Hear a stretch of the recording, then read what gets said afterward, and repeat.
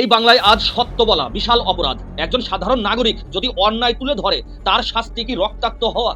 এখন আমি এমন এক ঘটনার কথা বলবো যা শুধু একজন মানুষের ওপর হামলা নয়, এটা সরাসরি গণতন্ত্রের ওপর হামলা। একজন সচেতন নাগরিক নির্বাচন সংক্রান্ত অনিয়মের কথা তুলে ধরেছেন। স্ক্রিনে যাকে রক্তাক্ত অবস্থায় দেখছেন তার নাম উৎপল মিত্র, একজন সচেতন নাগরিক। আর তার অভিযোগ কিছু অবৈধ ভোটার দীর্ঘদিন ধরে এই রাজ্যে ভোট দিয়ে আসছে।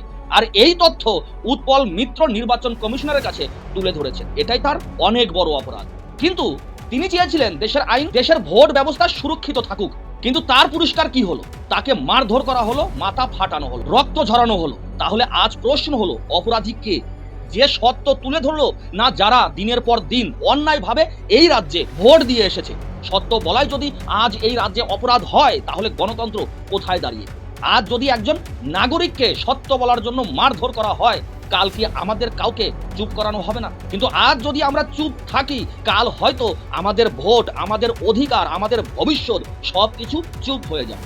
আর তাই এই লড়াই কোনো দল বা ব্যক্তির লড়াই নয়। এই লড়াই ন্যায়, অন্যায় এবং সাধারণ মানুষের অধিকার রক্ষার লড়াই। বন্ধুরা, আমি কারো বিরুদ্ধে ঘৃণা ছড়াতে চাই না।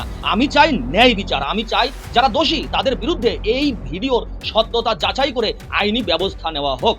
যারা সত্য বলেছেন তাদের সুরক্ষা দেওয়া হোক এবং নির্বাচন ব্যবস্থা স্বচ্ছ থাকুক। আমরা সংঘর্ষ চাই না, আমরা চাই আইন, ন্যায় এবং সত্যের জয়। বন্ধুরা, চুপ থাকা মানে অন্যায়কে শক্তিশালী করা, আর কথা বলা মানে ভবিষ্যৎকে বাঁচা।